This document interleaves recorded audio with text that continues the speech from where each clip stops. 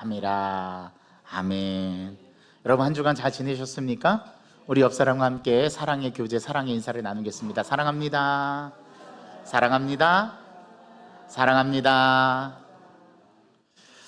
사람은 인생을 살면서 관계를 맺고 살아갑니다.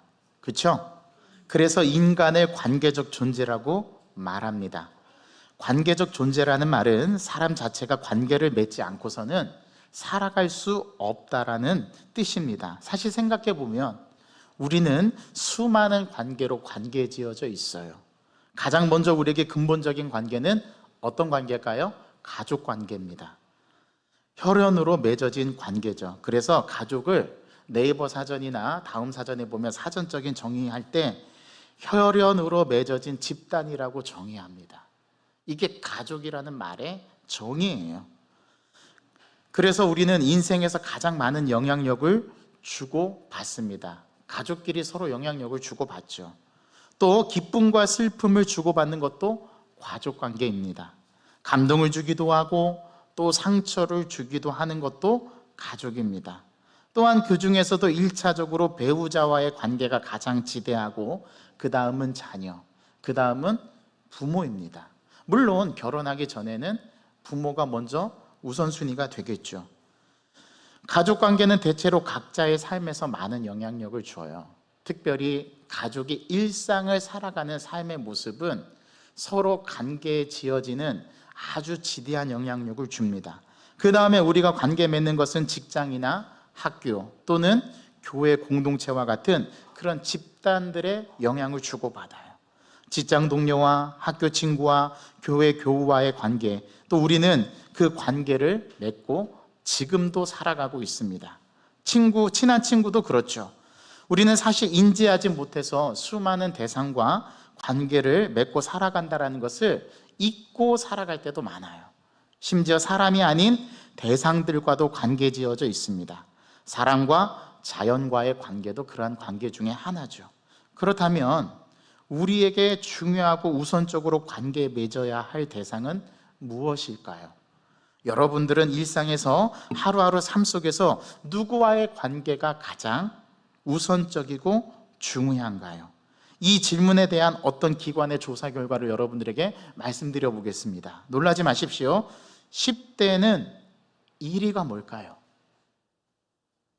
요즘 세대 10대의 1위는요 핸드폰입니다. 핸드폰과 관계 맺고 살아가는 게 1순위예요. 놀랍죠? 2위는 태블릿 PC랍니다. 3위가 친구고요. 4위가 학원 선생님, 5위가 게임. 여러분 가족은 몇 위에 있을까요? 안타깝게도 가족은 10위 안에 못 들어갑니다. 11위입니다. 여러분 20대에게 설문조사를 했습니다. 1위가 뭘까요? 20대는 1위가 친구입니다. 6위가 가족입니다. 그렇게 대답했어요. 30대는 1위가 직장 동료, 2위가 친구, 가족은 13위였습니다. 40대는 1위가 동호회, 2위가 직장 동료, 4위가 가족이라고 대답했습니다. 나이가 조금 들어가면서 가족의 순위가 앞당겨지는 걸 볼 수 있어요. 여러분은 어떻습니까? 여러분들에게는 가장 여러분들과 지대한 관계를 맺고 살아가는 대상이 무엇입니까? 우리는 오늘 이 성경 본문을 대하면서 예수님께서 분명하게 우리에게 가르쳐 주시는 그러한 관계를 한번 생각해 봐야 합니다. 저희 집에는 방문마다 예수님 사진이 붙여져 있습니다. 오래전부터 붙여져 있던 것은 아닙니다. 일주일 전에부터 붙여져 있었습니다. 아침에 일어나면 제일 먼저 방문에 붙여져 있는 예수님 사진을 보면서 이렇게 인사합니다. 예수님 밤새 잘 주무셨어요? 예수님 새벽 예배 다녀오겠습니다라고 눈에 보이지 않는 예수님을 좀 더 인지하고 좀 더 인식하고 삶의 중심에 주님을 먼저 떠올리려고 제 아내가 낸 아이디어입니다. 지난주 주일 오전 예배 때 말씀을 듣고 제 아내가 많이 고민이 되었던 모양입니다. 일단 지난주 설교 말씀을 듣고 눈에 보이지 않는 예수님을 어떻게 하면 조금 더 내 시야에서 있는 것으로 인식할 수 있을까?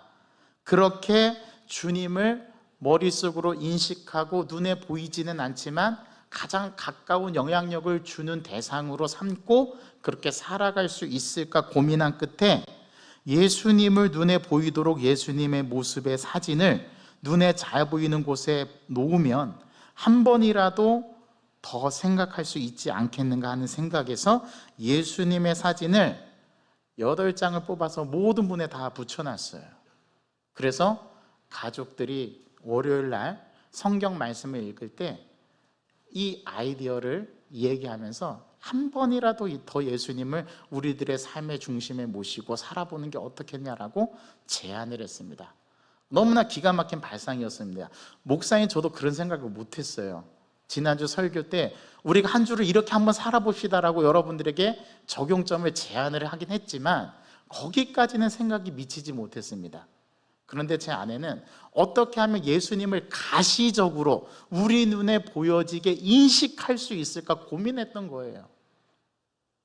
그래서 우리는 그 방문에 붙여져 있는 예수님의 사진을 보며 아침에 일어나면 인사하는 게 이제 그런 인사가 제일 먼저 나와요. 예수님 잘 주무셨어요? 예수님 안녕하세요? 예수님 오늘 날씨가 너무 좋아요? 예수님 새벽 예배 다녀오겠습니다. 예수님 학교 다녀오겠습니다. 예수님 학교 다녀왔습니다.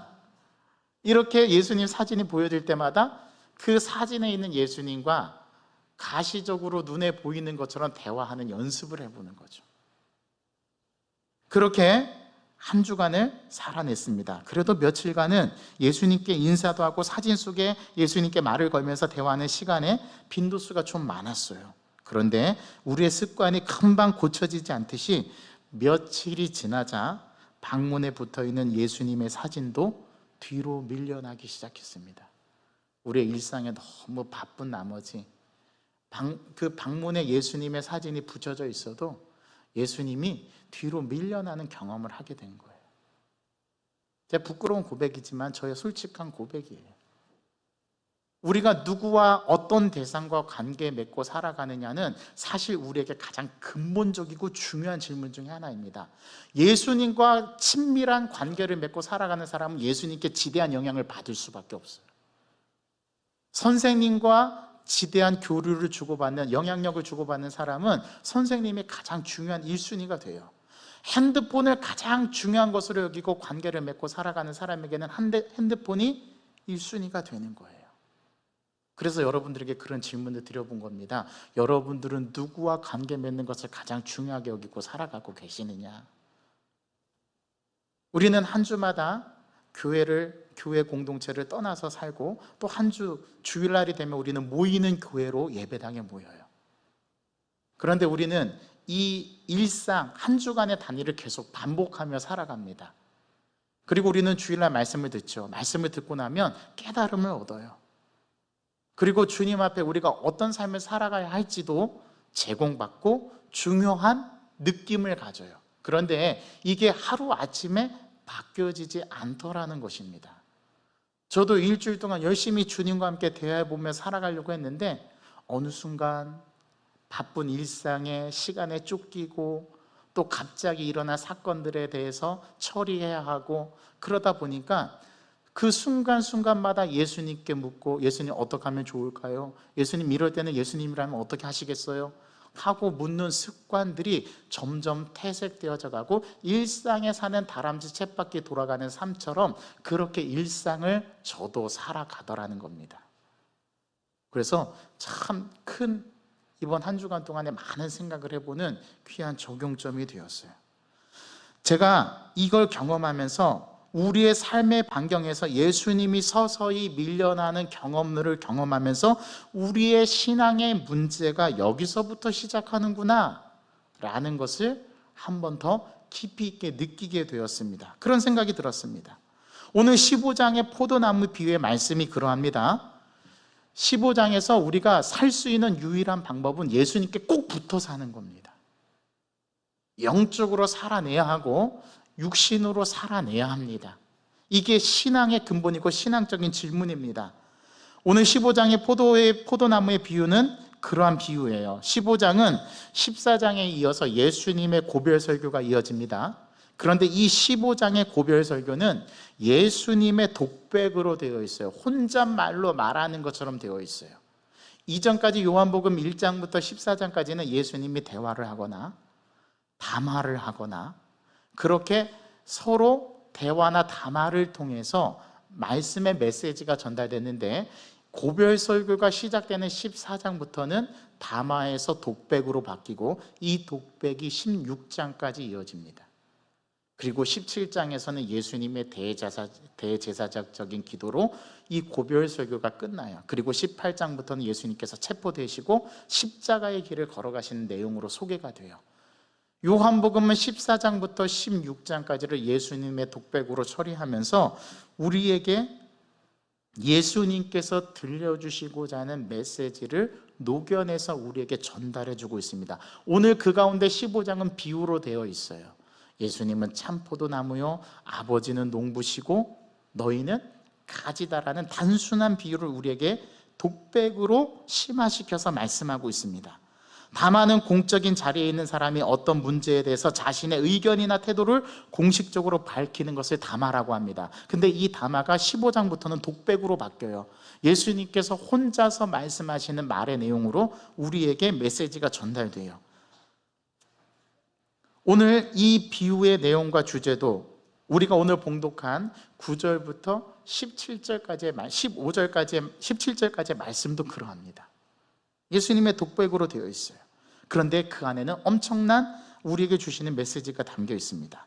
이게 다른 복음서와 다른 점이요, 마태복음, 마가복음, 누가복음에서는 비유가 등장할 때 그 비유가 우리에게 가르쳐주는 목적은 하나님 나라거든요. 그래서 하나님의 나라, 천국은 밭에 감추인 보화와 같으니 그물과 같으니 겨자씨 하늘과 같으니, 그렇게 비유로 가르쳐 주셨는데 요한복음에서는 그런 비유가 없어요. 유일하게 등장하는 비유는 요한복음 15장에 나오는 참 포도나무 비유 하나밖에 없어요. 오늘 예수님은 이 비유에서 자신이 누구인지보다 무엇인지를 드러내고 있다라고 지난주 말씀을 드렸죠. 그게 에고 에이미, 예수님께서 자기 정체를 밝히는 자기 계시적인 말씀 7가지 중에 마지막, 나는 참 포도나무다, 에고 에이미, 나는 뭐뭇이다라고 정의하셨단 말이죠. 그리고 그 비유를 우리에게 들려주십니다. 예수님 자신은 참 포도나무라고 말씀하셨어요. 아버지는 농부시고 우리는 가지라고 비유하셨습니다. 이 비유에서, 요한복음에서 포도나무는 어떤 신비주의적인 생명의 나무도 아니고 구약 성서가 말하는 이스라엘 백성을 상징하는 것도 아닙니다. 요한복음이 들려주는 포도나무는 예수님 자신을 의미합니다. 맞죠? 이것을 예수님은 나는 참 포도나무다라고 말하고 있습니다. 이 비유에서 포도나무, 농부, 가지는 3가지 요소로 제시가 돼요. 이 3가지 요소가 어우러져서 뭐를 맺어요? 열매를 맺어요. 이 요소들이 말하려는 것은 분명합니다. 즉 핵심 메시지는 이것입니다. 참 포도나무는 예수님이고 농부는 하나님 아버지시며 가지는 믿는 자들, 즉 이 본문에서는 제자들을 말하고 이 말씀을 듣는 오늘날 우리들에게는 우리들을 말하죠. 그리고 여기서 말하는 열매는요, 선교가 아니라 생명을 의미해요. 즉 우리들의 삶에서 공급받고 수요받는 생명을 말해요. 이 비유의 초점은 회당에서 박해당하고 축출당하는 제자들이 어떻게 생명력을 잃지 않고 살아갈 수 있느냐, 그 당시 로마의 지배 아래 이 유대인들이 살아가는 이 삶을 어떻게 살아낼 수 있느냐, 예수 그리스도를 믿고 그분의 제자가 되는 삶을 어떻게 살아낼 수 있느냐, 회당에서 쫓겨나고 유대교에서 쫓겨나는 이러한 현실 속에서 과연 기독교인들, 예수 믿는 사람들이 어떻게 삶을 살아가냐, 로마의 박해와 핍박과 심지어 목숨을 잃어가고 길거리에 나자빠지는 상황 속에서 어떻게 삶을 살아갈 수 있느냐에 대한 물음, 그것에 대한 해답, 그것에 대한 실질적인 실존적인 물음이 오늘 이 비유 안에 담겨 있다, 이 말이죠. 이것은 포도나무 가지가 사는 방법과 같은 이치라는 겁니다. 가지가 생명을 유지하는 유일한 방법은 나무에 붙어 있는 거예요. 나무로부터 수액을 공급받고 나무에 꼭 붙어 있어야만 거기서 가지에서 꽃이 피고 열매를 맺을 수 있다는 핵심적인 말씀이었던 거예요. 나무와 떨어진 가지는 어떤 수단과 방법을 동원해도 죽기 때문입니다. 이것은 포도나무 가지가 사는 방법과 같은 이치라는 거죠. 마찬가지로 제자들이 살 수 있는 유일한 방법은, 이 말씀을 받는 오늘 우리가, 이 현대를 살아가는 우리가 살 수 있는 방법, 생명을 유지하는 방법은 참 포도나무이신 예수님께 붙어 있는 것이 유일한 살 수 있는 방법이라는 겁니다.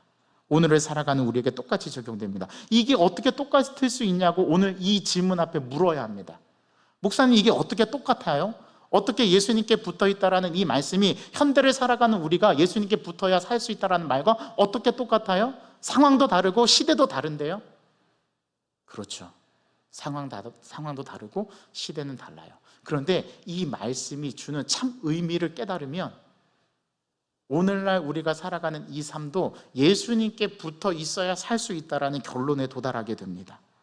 우리가 이 험난한 세상에서 살 수 있는 유일한 방법은 생명이신 예수님께 붙어 있는 것입니다. 붙어 있다라는 의미는 예수님과 더불어 같이 살아간다라는 말의 의미입니다.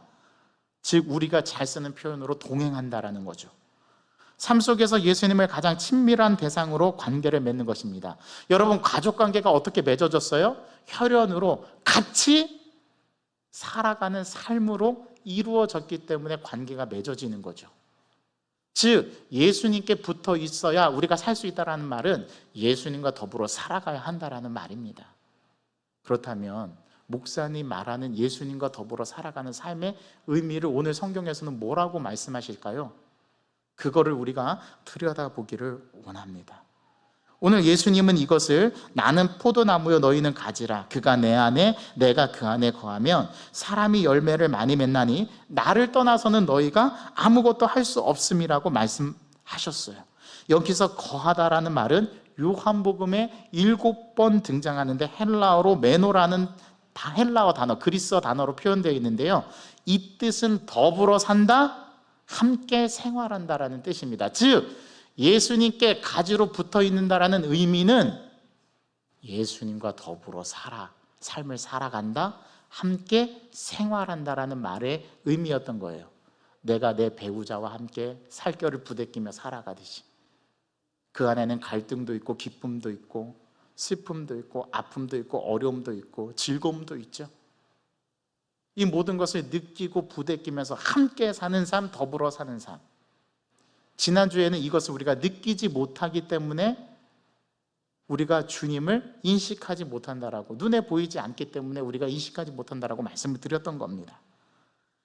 아버지 되시는 하나님 예수님 안에 살고 아들인 예수님은 아버지 되시는 하나님 안에 사는 것을 말하는 거예요. 이게 네가 내 안에, 내가 너희 안에 거한다라는 말의 의미예요. 매노의 의미예요. 이것이 거한다라는 단어의 뜻이었던 겁니다. 이렇게 서로 안에 상호 내주하고 거하는 것, 그게 가장 친밀한 관계성을 보여주는 거죠. 우리는 가끔 사랑하는 사람에게 그런 표현을 합니다. 여러분 드라마 같은 데서 이런 표현 많이 들어보셨을 텐데, 내 안에, 네가 내 안에 있다, 너 내 안에 있어, 이런 표현을 우리는 하곤 합니다. 이 말은 실제로는 너의 육신은 내 밖에 있지만 너의 모든 것이 내 안에 살아 숨쉰다라는 말의 의미겠죠. 그런 의미였던 겁니다. 사랑하는 사람에게는 최고의 표현인 거죠. 네가 내 안에 있다라는 말이. 그리고 그 말에는 또 어떤 역의 말씀이 있냐면 나도 네 안에 있었으면 좋겠다, 그런 뜻인 거죠. 이게 오늘 요한복음이 말하는 거한다라는 말의 의미예요. 상호 내주. 내가 너희 안에 거하고 너희가 내 안에 거하면 너희가 뭐를 맺는데요? 많은 열매를 맺는데요. 여기서 열매는 과실나무의 열매를 달리는 그런 열매가 아니에요. 여기서 요한복음이 말하는 열매는 생명이에요. 맞아요. 생명을 유지하는 거예요. 그걸 요한복음은 우리에게 가르쳐 줍니다. 이것을 요한은 아버지와 내가 하나이다라는 10장 30절의 말씀을 통해서 표현했어요. 아버지와 나는 하나이다라고 주님께서 말씀하셨어요. 이런 점에서 진정한 예수님의 사람은 예수님 안에 거하는 사람임을 알 수 있습니다. 그런데 이것도 추상적이에요. 예수님 안에 거한다? 이게 무슨 뜻일까요? 그래서 요한복음에서 15장에서 예수님은 이걸 분명하게 말씀하셨어요. 너희가 내 안에 거한다라는 말의 의미는 뭐 하는 거예요? 사랑하는 거예요. 사랑하는 거예요. 그리고 또 하나 말씀하셨어요. 정말 사랑하면은요, 예수님께서 너희가 내 계명을 지킬 거야 라고 말했어요. 내 계명을 지키는 자는 나를 사랑하는 자라고 주님께서 말씀하셨어요. 여러분, 진짜 자기가 사랑하는 대상이 있잖아요. 그러면 사랑하는 대상이 좋아하는 것을 하게 되어 있습니다. 제가 이 말씀을 많이 드렸어요. 저는 제 아내를 사랑합니다. 그래서 제 아내가, 저는 싫어하지만 제 아내가 좋아하는 것을 저도 좋아하게 됐어요. 제가 진짜 제 아내를 사랑하니까 제가 하기 싫어도, 저는 별로 안 좋아해도, 심지어 음식이나 색깔이나 취향이나 이런 것들이 나와 맞지 않아도 좋아하게 되던데요. 바꿔 말해 볼게요. 정말 여러분들이 예수님을 사랑하잖아요. 그런 예수님의 말을 듣습니다. 사랑하는 사람의 말은 경청하게 되어 있고 존중하게 되어 있고, 그 사람이 좋아하는 것이라면 나도 좋아라는 그 단계까지 가요. 여기서 예수님 안에 거한다라는 말은 어떤 말이냐면, 내가 주님을 사랑하고 그 사랑 안에 거하기를 원하고, 주님께서 나에게 말씀하신 말을 나는 내가 지키기를 원합니다라는 믿음의 고백이 이 안에 담겨 있다라는 거예요. 그게 거한다, 한 예수님과 함께 생활한다, 친밀한 교제를 나눈다, 관계를 맺고 살아간다라는 말의 의미였습니다. 그게 거한다라는 말의 의미였던 거예요. 예수 안에 거한다라는 것이 구체적으로 무엇에 거하는 것일까요? 그것은 예수님의 말씀에 거하는 겁니다. 말씀을 사랑하는 거예요. 예수님께서 하신 말씀을 귀 기울여 듣는 거예요. 그리고 그 말한 대로 그것을 지키며 살아가는 거예요. 왜요? 내가 예수님을 너무 사랑하니까. 자녀가 부모를 사랑하면 부모의 말을 잘 듣습니다. 마찬가지로 부모가 자녀를 사랑하잖아요. 그러면 자녀의 말을 귀담아 들을 수밖에 없어요. 왜냐하면 사랑의 관계로 맺어져 있기 때문에. 오늘 예수님은 이걸 말씀하세요. 오늘 예수님 안에 거한다라는 말은 예수님의 말씀을 사랑하고 예수님의 말씀을 지킨다라는 건데, 여기서 말씀은 요한복음 1장 1절에 나오는 로고스가 아니라 헬라 원어를 보면 레마로 되어 있습니다. 레마. 나에게만 주시는 말씀이라는 말이에요. 사랑하라는 말은 모든 제자에게 주어졌지만, 그걸 듣는 그 말씀은 나에게 딱 도착하는 순간 그것은 나에게만 주시는 말씀이 되는 거예요. 그걸 레마라고 해요. 오늘 나에게만 주시는 말씀, 오늘 이 말씀은 모든 사람에게 선포되지만 그 말씀이 나에게 부딪혀 왔을 때는 이건 나에게만 주시는 말씀으로 받아들여지게 된다는 거죠. 그걸 레마라고 오늘 말해요. 이 레마는 바로 예수님께서 서로 사랑하라고 말씀하신 사랑의 계명을 말하는 겁니다. 이 계명을 지키는 것으로 설명해요. 그래서 15장 10절은 이렇게 말씀합니다. 내가 아버지의 계명을 지켜 그의 사랑 안에 거하는 것 같이 너희도 내 계명을 지키면 내 사랑 안에 어떻게 하리라? 거하리라. 이게 거한다라는 말의 의미예요, 여러분. 또 12절 13절은 이어서 이렇게 말씀합니다. 우리 12절 13절 말씀을 큰 소리로 읽어봅시다. 내 계명은 곧 내가 너희를 사랑한 것 같이 너희도 서로 사랑하라 하는 이것이니라. 사람이 친구를 위하여 자기 목숨을 버리면 이보다 더 큰 사랑이 없나니 라고 말씀하세요. 예수님 안에 거할 때 우리가 얻는 것이 있습니다. 오늘 4가지로 말씀드려 보려고 합니다. 첫 번째, 열매를 맺게 돼요. 예수님 안에 거하면 열매를 맺게 됩니다. 이 열매는 하나님이 주시는 영생, 생명입니다. 이 열매는 인간의 노력으로 얻어지는 게 아니라 하나님에 의해서 맺혀지는 겁니다. 다시 말씀드려요. 인간의 노력으로 얻을 수 있는 게 아니라 하나님에 의해서 맺혀지는 것입니다. 이것은 오늘 포도나무의 비유로 표현하자면 가지의 노력으로 열매가 얻어지는 것은 아무것도 없어요. 가지는 노력하지 않아요. 어떻게 하기만 하면 돼요? 줄기에 붙어 있으면 돼요. 그러면 열매를 맺어요. 이게 무슨 의미냐? 이게 무슨 이치냐? 열매가 가지에 달려 있어서 보기에는 가지가 열매를 맺는 것 같지만 사실은 다릅니다. 포도나무 가지가 포도나무에 연결되어 있기 때문에 가지의 열매가 맺히는 것이죠.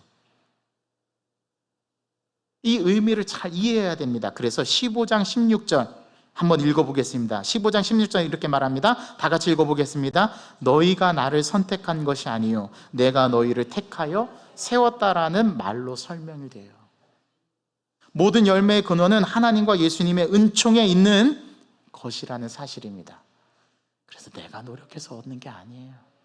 이걸 인정하는 게 굉장히 중요합니다. 두 번째로 우리가 예수님 안에 거하게 되면 얻는 것이 있는데 두 번째 얻는 것은 구하는 것을 모두 다 얻게 된대요. 그게 15장 16절의 말씀이에요. 이 말은 서로 상호 거함, 내주함이 곧 하나됨, 하나님과 하나됨을 말하는 것인데 하나님, 예수님, 제자들이 사랑 안에서 하나가 되면 제자들의 뜻과 하나님의 뜻 사이에 뭐가 없어지게 되냐면 괴리가 없어져요. 그리고 예수님과 하나님과 하나됨으로 예수님의 모든 행동과 말이 하나님의 행동과 말이 된 것 같이 예수님과 하나된 제자들에게도 같은 현상이 나타난다라는 겁니다. 제자들의 뜻과 하나님의 뜻이 같아지게 돼요. 이게 가능할까요? 가능합니다. 단 우리의 뜻에 하나님의 뜻이 맞춰지는 게 아니라 하나님의 뜻에 우리의 뜻을 어떻게 돼요? 맞추게 돼요. 이게 하나 된다라는 말의 의미예요. 어떻게 같아지게 되냐? 제자들이 하나님의 뜻에 맞추게 된다라는 겁니다. 하나님의 뜻이 무엇인지를 알고 나면 우리는 그 뜻에 맞추어 살아가게 된다라는 사실입니다. 어쩌면 첫 번째는 우리가 하나님의 뜻을 몰라서 못 사는 것일 수 있고, 둘째는 우리가 알지만 내가 살아낼 힘이 없어서 못 사는 것일 수 있어요. 우리는 후자가 훨씬 더 많다라는 것을 고백하게 됩니다. 그러므로 제자들이 원하는 모든 것이 이루어지게 된다라는 이 말씀은 우리의 뜻을 하나님의 뜻에 맞출 때만 가능해요. 그래서 먼저는 주님의 뜻이 무엇인가를 알아야 돼요. 자, 묻습니다. 주님의 뜻이 뭐죠? 오늘 우리들에게 주신 말씀으로 서로 사랑하는 거예요. 우리가 사랑할 수 있는 사람을 사랑하는 것이 아니라 오늘 장로님 기도처럼 사랑할 수 없는 사람을 사랑하는 것. 내가 사랑할 수 있는 사람은 다 사랑할 수 있어요. 그런데 진짜 사랑할 수 없는 사람을 사랑하는 것, 그게 서로 사랑하라는 말의 의미였던 겁니다. 그래서 우리가 구하는 것을 다 얻게 된대요. 여러분, 제가 비결을 알려드릴게요. 여러분들이 기도하는 것을 다 얻을 수 있는 방법 딱 하나 있습니다. 내 뜻이 아니라 하나님의 뜻에 내 뜻을 맞추시면 돼요. 일치시키면 돼요. 그러면 그게 이루어진대요. 이걸 경험하실 수 있는 우리 영광교회 성도들 되시기를 바랍니다. 셋째, 우리가 주님 안에 거하잖아요. 우리에게 주어지는 게 세 번째로 있습니다. 그게 뭐냐면 기쁨이래요. 기쁨이래요. 다시 말씀드릴게요. 기쁨이래요. 저는요, 한 주간 살면서 기쁨이 생길 수 있는 요소가 아무것도 없었어요. 그런데 오늘 제가 기뻐 보여요? 안 기뻐 보여요? 기뻐 보이죠? 저 오늘 예배 드릴 때 웃으면서 하나님 앞에 예배 드렸어요. 그런데 사실 일주일 동안 살아온 삶을 보면은요, 기뻐할 만한 게 아무것도 없어요. 너무 힘들고 고달픈 한 주간의 삶이었어요. 여러분들도 그러셨죠? 그런데 오늘 왜 제가 기쁠까요? 이거는 내 안에서 얻어지는 기쁨이 아닌 거예요. 이거는 세상이 주는 기쁨이 아닌 거예요. 제가 오늘 기쁜 이유는요, 예배하기 때문에 기뻐요. 내가 예배할 수 있기 때문에 기뻐요. 그 사실 하나로 기뻐요. 여러분, 이 기쁨을 느껴보셔야 돼요. 또 두 번째는 오늘 예수님을 만날 수 있는 기대감이 있어서 기뻐요. 그래서 저는 오늘 성도님들을 보자마자 제 얼굴에 기쁨이 떠올랐어요. 오늘도 이 성도님을 볼 수 있는 게 나에게는 은혜구나, 기쁨이구나. 그래서 제가 오늘 기뻐하는 이유는 세상적인 이유에서 오는 기쁨이 아닙니다. 제 안에 충만한 이 기쁨은요, 하나님으로부터 오는 기쁨이에요. 그분을 생각하면 기뻐요. 하나님을 생각하면 기분이 좋아져요. 지금 삶에 놓여져 있는 상황들은 전혀 기뻐할 수 없는 상황인데, 내가 지금 삶의 문제들을 하나하나 따지고 생각해 보면 전혀 기뻐할 수 없는 상황인데, 그래도 이 순간에 내가 웃을 수 있고 기뻐할 수 있는 이유는 나를 보시는, 내 안에 내주하시는 예수님 때문에. 그래서 기뻐하게 돼요. 저는 이 기쁨을 잃어버리고 싶지 않아요. 여러분들도 이 기쁨을 맛보시길 바랍니다. 이 기쁨은 11절의 말씀입니다. 내가 이것을 너희에게 이름은 내 기쁨이 너희 안에 있어 너희 기쁨을 충만하게 하려 함이라. 기쁨은 평안보다 적극적인 개념을 지닌 말이에요. 평안은 눈에 보이지만 기쁨은 언제나 보이게 됩니다. 기쁨은 표정에 나타나고 행동에도 그대로 나타나요.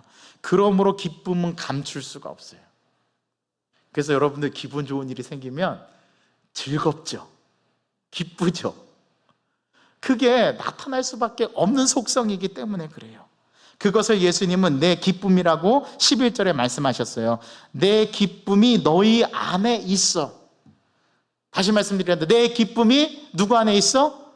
너희 안에 있어. 내 기쁨이 내 안에 있게 해주시겠다라는 거예요. 이것도 내가 하는 게 아니에요. 그래서 우리는 기쁨을 구해야 돼요.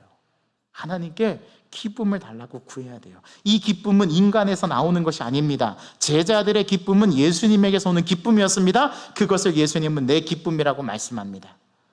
제자들의 기쁨이 예수님과의 관계에서 오는 기쁨이기 때문에 그런 거예요. 그러므로 이 기쁨은 어떤 사건에서 오는 단순한 기쁨이 아니라 예수님과의 관계, 그 관계 속에서 오는 근본적인 기쁨이기 때문에 이 기쁨은 충만할 수밖에 없고 나타날 수밖에 없는 기쁨인 거예요. 여러분들은 이유는 모르겠지만 이 예배당에 오셨을 때는 왠지 마음이 평안하시지 않았습니까? 왠지 기분이 다운됐다가도 예배당에 딱 왔을 때는 사람들을 만나는 기쁨도 있지만 왠지 이 안에서 느껴지는 참 기쁨, 참 즐거움이 여러분들 마음속에 있지 않았나요? 있었을 거예요. 그걸 잃어버리면 안 돼요. 마지막 네 번째로, 예수님 안에 거하게 될 때 얻게 되는 게, 네 번째로 예수님과 새로운 관계성을 얻게 됩니다. 오늘 이걸 말씀드리고 싶어요. 이것은 예수님과 친구가 되는 거예요. 14절 15절의 말씀을 함께 읽어보겠습니다. 시작. 너희는 내가 명하는 대로 행하면 곧 나의 친구라. 이제부터는 너희를 종이라 하지 아니하리니 종은 주인이 하는 것을 알지 못함이라. 너희를 친구라 하였노니 내가 내 아버지께 들은 것을 다 너희에게 알게 하였습니다. 여기서 친구는 종과 대조되는 말입니다. 종과 주인이 상하의 관계라면 친구와 친구는 평등의 관계죠. 그래서 예수님 안에 거하지 않을 때는 예수님이 우리의 주인이고 우리는 종이었지만, 예수님 안에 거하게 되면 한 단계 더 나아가서 예수님과 뭐가 된대요? 친구가 된대요. 찬양 중에 그런 찬양이 있습니다. 주님 어찌 날 생각하시는지, 이렇게 시작하는 찬양이 있어요. 그 후렴 찬양이 뭔지 압니까? 주는 나의 친구. 여러분 참 좋지 않아요? 예수님이 나의 좋은 친구, 참 친구가 된대요. 친구에게는요, 부모에게 말하지 못한 비밀도 말할 수 있어요. 그게 친구입니다. 친구는 나의 습관, 습성, 패턴, 나의 생각도 잘 알고 있어요. 그게 친구예요. 종과 주인의 관계가 아니라 평등한 친구로서 우리를 대해주시겠다라는 예수님의 이 말씀, 기쁘지 않나요? 너무 좋지 않나요? 이런 친구는 평생에 내 옆에 두어도 전혀 손색이 없어요. 그렇죠? 오늘 예수님이 우리의 뭐가 되어 주신다고요? 친구가 되어 주신대요. 이 얘기 하나 말씀드리고 말씀을 맺도록 하겠습니다. 제가 1997년도 7월 20일 날 306 보충대로 입대를 했습니다. 그리고 사단 훈련소에서 훈련을 받고 25사단, 아이고 군사 기밀인데 25사단에 배치가 됐어요. 전방에 배치가 되었어요. 자대 배치를 받아서 제가 71년대 1대대 3중대에 배속이 됐어요. 저보다 일주 늦게 들어온 한 병사가 너무나 이 군생활이 어렵고 너무나 충격적인 조직사회에서 새로운 경험을 하다 보니까 주일날 교회에 가는 것이 저에게는 가장 큰 기쁨과 소망이었어요. 교회에 갔는데 거기서 오늘날까지 서로 좋은 친구 관계가 된 한 사람을 제가 운명처럼 만나게 됩니다. 운명이 아니죠. 필연이죠. 하나님께서 만나게 해주신 거예요. 그분과 함께 군대에 많은 힘든 어려운 일들을 서로 나누고 서로 위로받고 서로 위로해주고 그렇게 자대 생활을 잘하고 제대로 했어요. 저는 원래 목사 후보생이었고 그분은 경영학을 공부하는 경영학도였는데 서로 친구처럼 중요한 영향력을 주고받다 보니까 그 친구가 자기의 사명을 깨닫고 자기가 하던 공부를 중단하고 하나님의 부르심을 받아 신학교를 갔습니다. 그리고 목사가 되었어요. 그리고 지금도 저와 찐한 그런 친구 관계로 있는 분이 있습니다. 그분이 윤홍호 목사님입니다. 이 교회를 소개해 준 목사님. 그 친구는 저와 함께 군 생활하는 동안에 아무도 모르는 둘만의 약속을 했어요. 그 약속이 뭐냐면 우리 이 관계는 피로 맺어진 관계는 아니지만 너와 나는 의형제다. 친구를 넘어서서 형제와 같이. 그래서 그 친구와 서로 약속을 맺었어요. 그 약속이 뭐냐면 너와 나는 다윗과 요나단 같은 사이다. 너는 다윗이고 나는 요나단이다. 제가 그렇게 제안을 해서 다윗과 요나단의 친구 관계로 지금까지 지내고 있습니다. 제 목숨과도 같은 우정을 나누는 친구, 진짜 진실한 친구 관계. 제 친구의 이야기를 했지만 여기에 제 친구의 여러분들은 예수님이라는 분을 넣으셨으면 좋겠어요. 여러분들에게 진정한 마음의 참 친구인 예수님께서 여러분들 안에 거하신다라고 말씀하시고 그 안에 거하는 삶은 예수님과 함께하는 삶. 이 삶이 저와 여러분들의 삶이 되어야 한다고 오늘 주님은 우리에게 말씀하십니다. 여러분 예수님을 친구로 삼아 보시지 않겠습니까? 그러면 이 예수님과 함께 일주일을 살아보십시오. 얼마나 기쁘고 행복한가를 느끼실 수 있으실 것입니다. 그러한 삶 사시는 저와 여러분 되기를 간절히 소망합니다. 주님, 예수님은 우리에게 좋은 친구가 되신다라고 말씀하고 있습니다. 오늘 이 말씀의 비밀을 우리는 깨닫길 원합니다. 그리고 하나님, 우리가 이 삶을 살아가면서 예수님께서 나에게 친구 되신다라는 의미가 무엇인가를 오늘 요한복음 15장 9절부터 17절까지 주신 말씀을 통해서 깨우쳐 보기를 원합니다. 우리가 예수님 안에 거할 때 주어지는 4가지의 얻는 것들은 우리에게 너무나 삶 속에서 중요한 것들임을 고백할 수밖에 없습니다. 주님, 저에게 기쁨을 주시고 저희들의 참 소망이 되시고 우리의 친구가 되어주시며 그래서 그 주님과 함께 더불어 삶을 살아가는 이 삶의 행복이 무엇인가를 깨닫는 한 주간의 삶이 될 수 있도록, 그래서 그 주님을 더 사랑할 수 있도록, 그 주님의 말씀을 더 깊이 묵상하고 삶 속에서 지고한 영향을 주고받을 수 있는 관계가 되도록 저희들을 붙들어 주시옵소서. 이 말씀이 우리들에게 진리의 말씀, 우리 마음속에 새겨지는 말씀이 되도록 저희들을 붙들어 주옵소서. 예수 그리스도의 이름으로 감사하며 기도하옵나이다.